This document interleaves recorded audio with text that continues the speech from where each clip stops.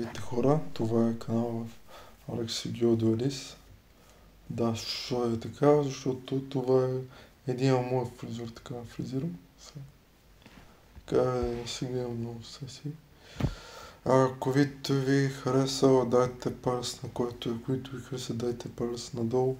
Абонирайте се за каналите ми в YouTube и гледайте видеоклипа до края.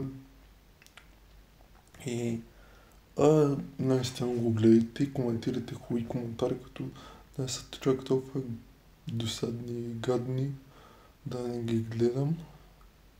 И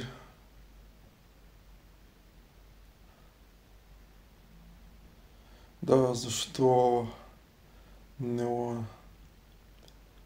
обичам да... Защо вече не мога да кажа на родителите си, че това тук долу е моят хобби, тъй като аз съм казвал, аз съм харчил много, прекалено много пари. Затова хобби.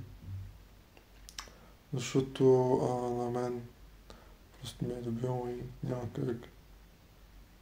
Не на всеки това ще му е любимото хобби. Просто не стана като един приятел. Втория ми най-добър приятел ме научи. След смъртта на... Тоест някъде преди 2017-16 някъде се научих просто... Малко е, защото мен ми харесва самата игра. И това точно се прави на новите, съвсем как го кажа, декове, които са отвратителни и гадни. И съжалявам, че ще го кажа да се играе честно. Има някои хубави симфони, за които бих казал, че стават. Но не някои линчета, защото това не е спрямо дека и спрямо дека ти. Какъв е?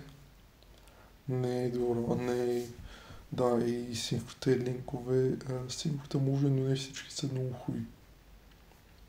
Както каза аз. Линковете давате, съжалявам, линк на линк. Съжалявам, фалата няма как да ми щупите екзоята, защото тя не поведе. Регионална екзоя, без трапчета, без ефекти, лате не мога да унищожиш, ако унищожиш по другия начин, ефекти давам по колкото, по сега, колкото добавям 6 са в рък.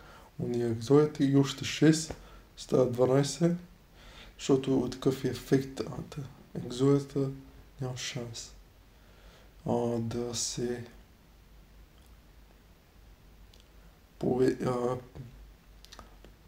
да я биете. Няма шанс. Защото не е толкова лесно да я биете, освен както казах, с ефекти не може да я видите. Ако унищожите, тя ще ви върне екзоята и както казах, и ще си добава още 6. Така че няма смисъл да го правите.